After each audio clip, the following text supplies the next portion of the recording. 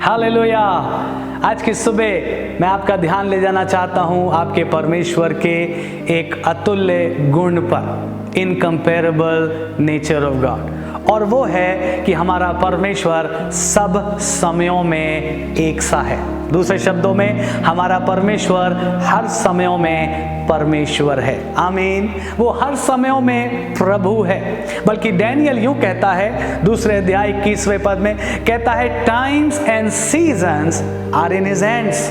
समय और ऋतु मेरे परमेश्वर के हाथों में है। सो मैं और आप दृढ़ रहें, अपने परमेश्वर में आनंदित रहें, इस बात को याद करके कि हमारा परमेश्वर सब टाइम्स का परमेश्वर है। मैं आपका ध्यान ले जाऊं एक पुराने नियम की घटना में, और ये घटना मुझे बड़ी इंटरेस्टिंग लगती है।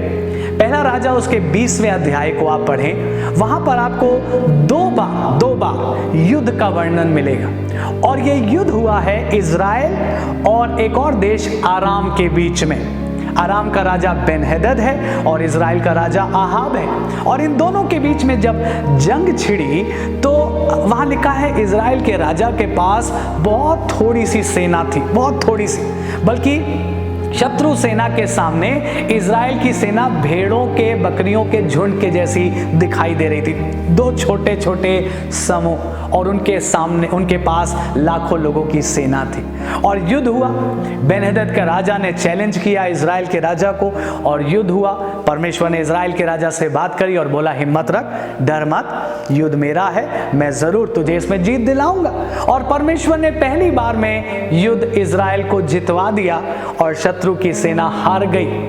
और तब जब शत्रु का राजा भागा वहां से, और बेनहदद राजा और वापस गया, उसने अपने बचे कुचे लोगों को बुलाया और उसने बातचीत करी। उसने कहा, सोचो क्या प्रॉब्लम हो गई, क्या गड़बड़ हो गया, ऐसा कैसे हो सकता, हमारे पास लाखों लोगों की सेना और इजराइल के पास थोड़ी सी सेना, हम कैसे हार सकते हैं। और तब बहुत से सुझाव में उसके एक मंत्री ने एक सुझाव दिया। ये सुझाव बड़ा इंटरेस्टिंग है। उसने कहा, राजा मुझे मालूम है प्रॉब्लम क्या हुई।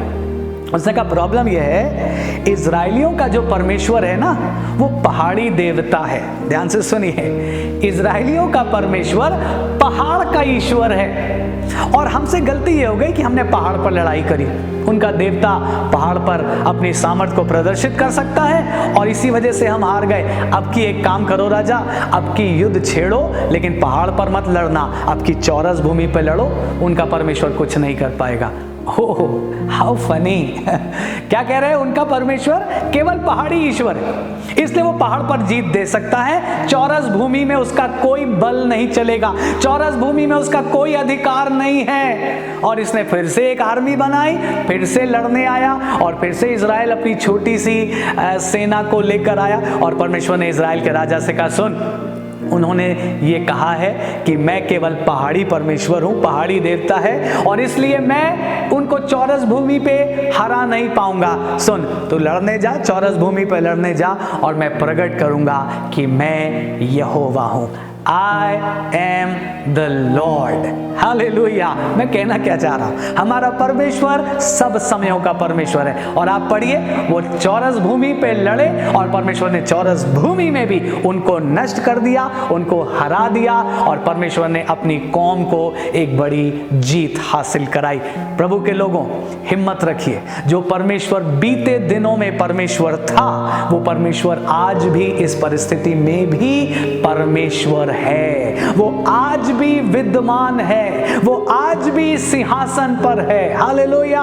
वो आज भी राज्य कर रहा है, और हमको डरने की जरूरत नहीं है। हमारा परमेश्वर पहाड़ पर भी जीत दिलाता है तो वादियों में भी जीत दिलाता है। अगर वो दिन में जीत दिलाता है तो वो रात में जीत दिलाता है। अगर हमारे पास बहुत धन है तब हमको जयवंत करता है, तो जब हमारे पास धन का अभाव है वो तब भी हमको जयवंत करता है। बल्कि बाइबल कहती वो हमें जयवंत से बढ़कर बनाता है। हालेलुया। सो हिम्मत रखिए, Our God is God of all times। ये समयों में भी परमेश्वर प्रकट करेगा, I am the Lord। परमेश्वर कह रहा, मैं उनको बताऊंगा मैं यहोवा हूं।